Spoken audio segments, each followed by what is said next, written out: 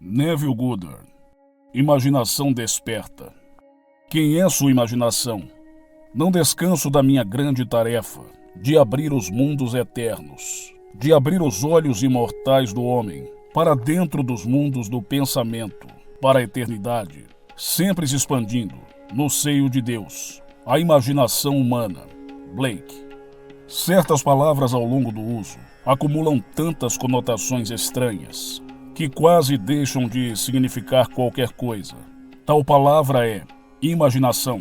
Essa palavra é feita para servir a todos os tipos de ideias, algumas delas diretamente opostas umas às outras: fantasia, pensamento, alucinação, suspeita. De fato, tão amplo é o seu uso e tão variados os seus significados. A palavra imaginação não tem status, nem significado fixo. Por exemplo, pedimos a um homem que use sua imaginação, o que significa que sua visão atual é muito restrita e, portanto, não está à altura da tarefa. Na próxima respiração, dizemos a ele que suas ideias são pura imaginação, implicando assim que suas ideias são infundadas. Falamos de uma pessoa ciumenta ou desconfiada como uma vítima de sua própria imaginação, significando que seus pensamentos são falsos. Um minuto depois, prestamos a mais alta homenagem a um homem, o descrevendo como um homem de imaginação.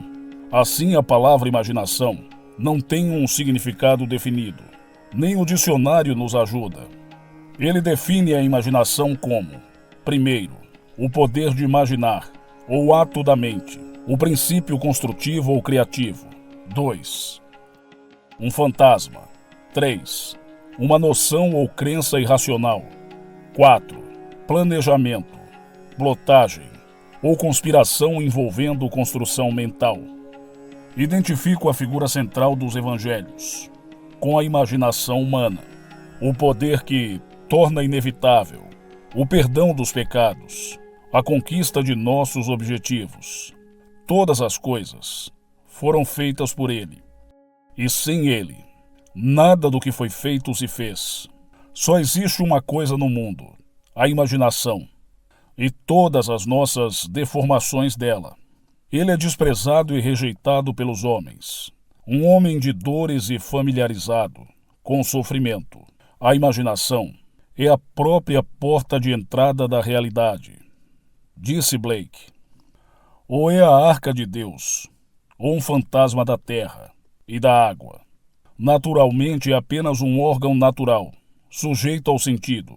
O corpo eterno do homem é a imaginação, isso é, o próprio Deus, o corpo divino, Yod Shin Ain, Jesus.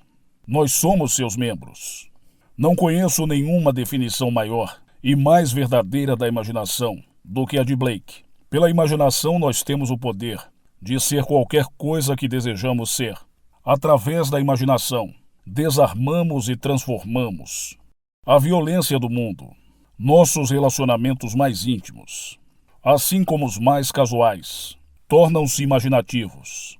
À medida que despertamos para o mistério oculto, desde os tempos, que Cristo em nós é nossa imaginação, percebemos então que somente quando vivemos pela imaginação, podemos realmente dizer que vivemos.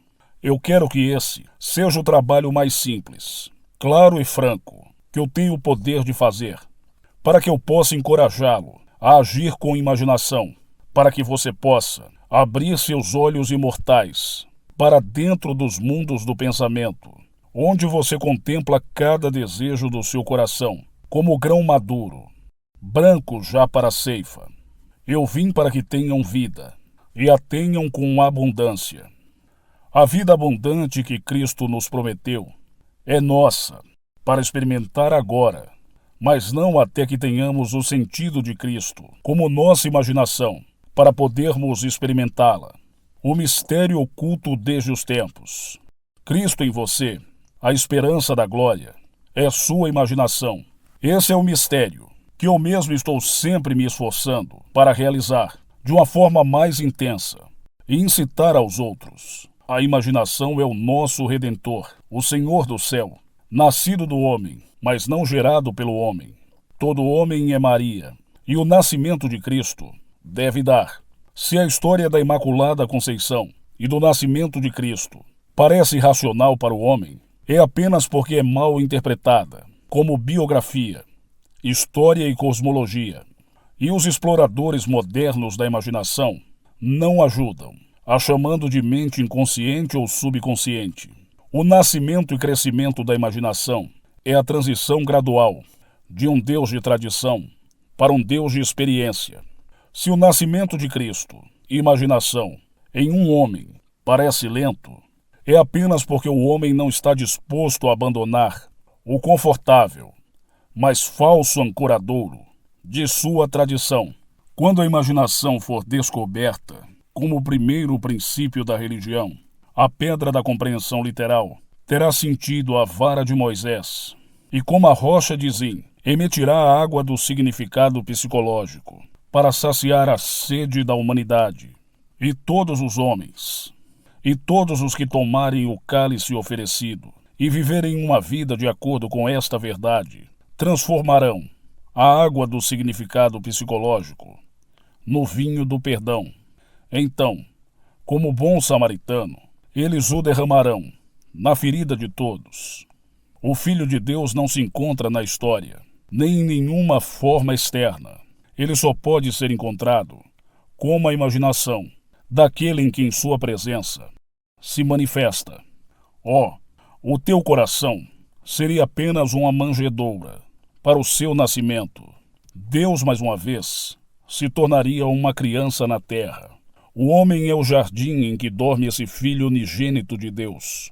Ele desperta esse filho, elevando sua imaginação ao céu e vestindo os homens em sua estatura divina. Devemos continuar imaginando, melhor do que o melhor que já sabemos. O homem, no momento de seu despertar para a vida imaginativa, deve passar pelo teste da filiação. Pai, revela teu filho em mim. E ainda, aprove a Deus revelar seu filho em mim. O teste supremo da filiação é o perdão do pecado. O teste de que sua imaginação é Cristo Jesus, o Filho de Deus. Essa é a sua capacidade de perdoar pecados. Pecado significa errar o alvo na vida, ficar aquém do ideal, não atingir o objetivo. Perdão significa identificação do homem com seu ideal ou objetivo na vida. Esse é o trabalho da imaginação desperta, o trabalho supremo, pois ele testa a capacidade do homem de entrar e participar da natureza do seu oposto. Deixe o homem fraco dizer, eu sou forte. Razoavelmente, isso é impossível. Somente a imaginação desperta pode entrar e participar da natureza do seu oposto. Essa concepção de Cristo Jesus, como imaginação humana, levanta essas questões fundamentais. A imaginação é um poder suficiente, não apenas para me permitir supor que sou forte, mas também é capaz de executar a ideia por si mesmo. Suponha que eu deseje estar em algum outro lugar ou situação. Eu poderia, me imaginando em tal estado e lugar, provocar sua realização física. Suponha que eu não possa pagar uma viagem, e suponha que meu atual status social e financeiro se opõe à ideia que eu desejo realizar. A imaginação seria suficiente por si só para encarnar esses desejos. A imaginação compreende a razão. Por razão, eu quero dizer, deduções das observações dos sentidos. Será que reconhece o mundo externo dos fatos? Na prática da vida cotidiana, a imaginação é um guia completo para o comportamento. Suponha que eu seja capaz de agir com imaginação contínua. Isto é, suponha que eu seja capaz de sustentar o sentimento do meu desejo realizado. Minha suposição vai se consolidar em fato, e se isso se tornar um fato, devo, ao refletir, descobrir que minhas ações, durante o período de incubação, foram razoáveis. A minha imaginação é um poder suficiente, não apenas para assumir o sentimento do desejo realizado, mas também por si mesma, capaz de encarnar a ideia. Depois de assumir que já sou o que quero ser, eu devo me guiar continuamente por ideias e ações razoáveis, para realizar o meu pressuposto.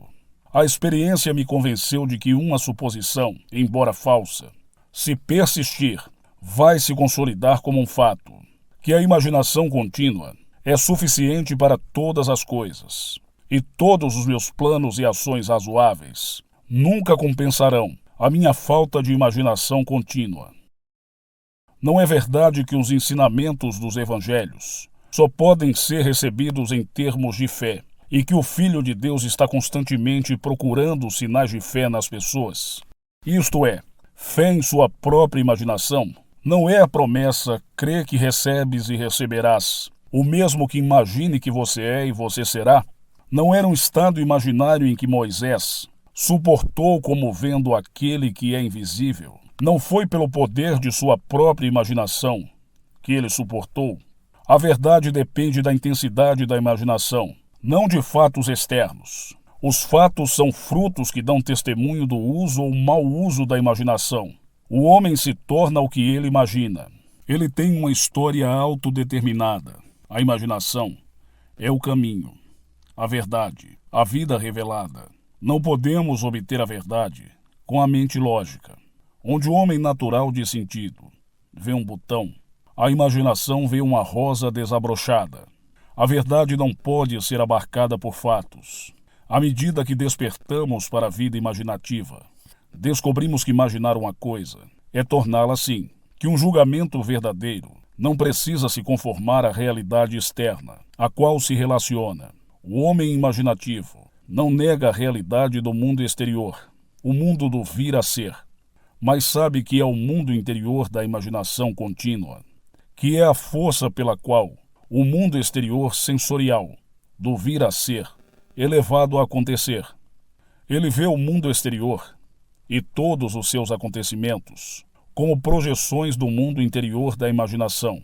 Para ele, tudo é manifestação da atividade mental que ocorre na imaginação do homem, sem que o homem sensível e racional tenha consciência disso. Mas ele percebe que todo homem deve se tornar consciente dessa atividade interna e ver a relação entre o mundo casual interno da imaginação e o mundo externo dos efeitos. É uma coisa maravilhosa descobrir que você pode se imaginar no estado do seu desejo realizado e escapar das prisões que a ignorância construiu. O homem real é uma imaginação magnífica. É esse eu que deve ser despertado. Desperta tu que dormes, e levanta-te dentre os mortos, e Cristo te iluminará. No momento em que o homem descobre que sua imaginação é o seu Cristo, ele realiza atos que nesse nível só podem ser chamados de milagrosos. Mas até que o homem tenha o sentido de Cristo como sua imaginação, você não me escolheu, eu escolhi você. Ele verá tudo em pura objetividade, sem nenhuma relação subjetiva, sem perceber que tudo o que encontra faz parte de si mesmo. Ele se rebela ao pensar que escolheu as condições de sua vida, que estão relacionadas por afinidade com sua própria atividade mental. O homem deve acreditar firmemente que a realidade está dentro dele e não fora dele. Embora os outros tenham corpos, uma vida própria, a realidade deles está enraizada em você, termina em você, como a sua termina em Deus.